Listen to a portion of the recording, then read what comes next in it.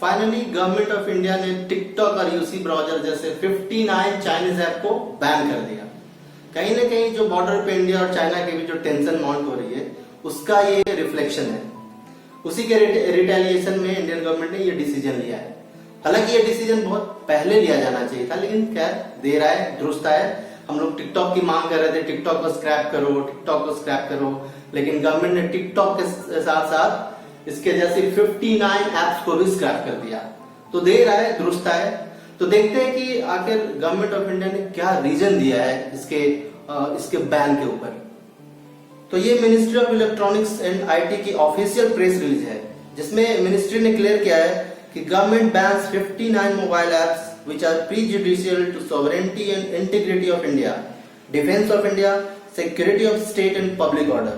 मतलब मिनिस्ट्री ने साफ याद किया है कि ये सारे जो एप्स हैं वो कहीं ना कहीं भारत के संप्रभुता और अखंडता के लिए खतरा है और इसीलिए इसे इंडिया से बैन किया जाता है। ये आईटी मिनिस्टर रविशंकर प्रसाद का ट्वीट है, जिसमें उन्होंने साफ तौर पे कहा है for safety, security, defense, sovereignty and integrity of India, to protect data and privacy of people of India, the government has banned 59 mobile apps। अब हम लोग देखते हैं एक्चुअली इशू क्या है। तो जो एप्स जो बैन हुए हैं 59 एप्स, तो इसमें बहुत सारा एप्स ऐसा है जो ऑलरेडी एक बहुत बड़ा इंडियन यूजर का बेस बना चुका है, जैसे TikTok, CamScanner, UC browser, Xender या फिर शेयर इट। तो जब भी हम ऐसे ऐप को इंस्टॉल करते हैं या फिर उस पर अपना अकाउंट बनाते हैं तो उसमें हमारा ईमेल आईडी और फोन नंबर जनरली फीड करने के लिए बोला जाता है। तो जब हम ये डिटेल्स डालते हैं तो हमारा ईमेल आईडी और फोन नंबर इन एप्स के थ्रू चाइना जाता है किसी न किसी तरह। तो चाइना जब पहुंच रहा है तो चाइना इन डिटेल्स का साइबर अटैक में बहुत क्लेवरली इसको यूज कर रहा है। कैसे? क्योंकि इस ईमेल आईडी और फोन नंबर पे चाइना की तरफ से कुछ लिंक भेजा जाता है। अब जब भी हम किसी भी डिवाइस में इस लिंक को क्लिक करते हैं, चाहे वो लैपटॉप हो या फिर हमारा फोन हो, तो जब इस लिंक को क्लिक करते हैं ना, तो ऑलरेडी ये वायरस ही होता है। तो जब क्लिक करते हैं तो हमारा उस डिवाइस का सारा डेटा डेंजर जोन में होता है, चाहे हमारा ईमेल हो जो इंपॉर्टेंट मेल्स होता है, या फिर हमारा बैंक का स्टेटमेंट हो, या कुछ भी हो, बैंक से रिलेटेड लॉगिन आईडी पासवर्ड हो, या फिर हमारा कार्ड का जो डिटेल्स ऐड करते हैं, या अगर फोन है तो हमारा जो वीडियोस है या इमेजेस है, कुछ भी सारा का सारा डेटा एक डेंजर जोन में होता है। इसलिए गवर्नमेंट ने बार बार सर्कुलर जारी की है कि ऐसा जब भी कोई लिंक आता है तो उसको क्लिक नहीं करना है। तो हम कभी कभी सोचते हैं यार हमने तो अपना ईमेल आईडी फोन नंबर किसी को दिया भी नहीं है, तो इस तरह के लिंक्स आ कहां से रहा है? तो एक्चुअली गलती हमारी रहती है। ये जो ऐप में हम लोगों ने डिटेल्स डाला है, कहीं ना कहीं इसका एक बहुत बड़ा रोल होता है ये सारे इस तरह के लिंक को प्रोपोगेट करने में। तो गवर्नमेंट ने बार बार मना किया है, बहुत बार सर्कुलर जारी किया कि ऐसे लिंक्स को नहीं क्लिक करना है। तो कहीं ना कहीं ये सब रीजन है जो गवर्नमेंट ने अभी प्रेजेंटली जो डिसीजन लिया है, सारे जो 59 जो हमारा चाइनीज जो एप्स है उसको स्क्रैप करने में। और दूसरा रीजन तो जो इंडिया और चाइना बॉर्डर पे जो टेंशन चल रही है वो भी है, नो डाउट। तो जितना हो सकता है जो भी एप्स है, ये जो लिस्ट में ऐप है, आप pib.gov.in पे जाके पूरा लिस्ट देख सकते हो।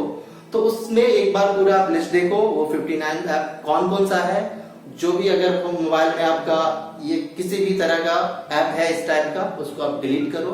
कम से कम ये 59 ऐप तो नहीं होना चाहिए। तो चलो यार, कम से कम इस बैन से तो एक बात क्लियर हो गया कि टिकटॉक पे जो मुजरा चल रहा था उससे छुटकारा मिल गया कम से कम। लेकिन जो रियल कंटेंट क्रिएटर थे, कुछ जो सही में कुछ अपना क्रिएटिविटी शो कर रहे हैं, तो उन लोगों को मैं कहना चाहूंगा कि एक चिंगारी ऐप है जो बैंगलोर के 2 प्रोग्रामर ने डेवलप किया है। तो आप फिलहाल उस पर स्विच कर सकते हो, पूरी तरह मेड इन इंडिया है, देसी है। तो फिलहाल टिकटॉक के जगह आप चिंगारी यूज कर सकते हो, पहली बात। दूसरी बात कि एक और ऐप के बारे में मैं बात करना चाहूंगा, कैम स्कैनर। तो कैम स्कैनर एक ऐसा ऐप था जो लगभग ऑफिशियली बहुत सारे लोग यूज करते थे अपना फोटो या इमेजेस, टेक्स्ट वगैरह स्कैन करने के लिए। तो उनके लिए मैं सजेस्ट करूंगा कि एक नोट ब्लॉक स्कैनर करके एक ऐप आता है, आप वो डाउनलोड कर सकते हो, क्योंकि वो स्पेन के बार्सिलोना से ऑपरेट होती है, तो वो आप फिलहाल यूज कर सकते हो।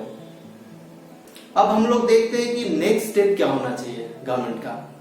तो ठीक है, ऐप सारा जो भी ऐप था इस टाइप का आपने हटा दिया, वेरी गुड। लेकिन अब जो हमारा अगला स्टेप होना चाहिए, अगला स्टेप ये होना चाहिए कि जितना भी जो चाइनीज गैजेट्स, इलेक्ट्रॉनिक गैजेट्स या किसी भी तरह का चाइनीज प्रोडक्ट जो इंडियन मार्केट में पैर पसारा हुआ है, उसको पूरी तरह से यहाँ से खत्म करना है।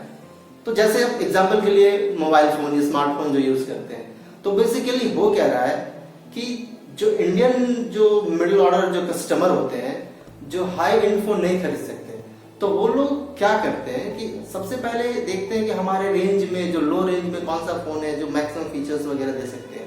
तो चाइनीज जो प्रोडक्ट होता है, चाइनीज जो फोन है, इसी बात का फायदा उठा रहा है, क्योंकि उनको पता है कि इंडियन कस्टमर को क्या चाहिए, तो बहुत लो रेंज में स्मार्टफोन लॉन्च कर देते हैं। अब हमारे पास कोई ऑप्शन नहीं होता, मिडिल ऑर्डर जो लोग हैं उनको ऑप्शन नहीं है दूसरा कि चाइनीज प्रोडक्ट छोड़ के कौन सा फोन ले, तो उनको खरीदना ही खरीदना है।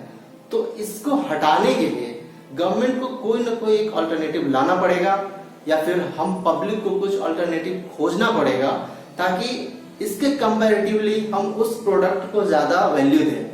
नहीं तो ऐसे पॉसिबल नहीं है कि हम अपना फोन तोड़ दें, टीवी तोड़ दें तो चाइनीज प्रोडक्ट का बहिष्कार हो गया। नहीं, ये एक बहुत सिस्टमैटिक प्रोसेस से करना होगा।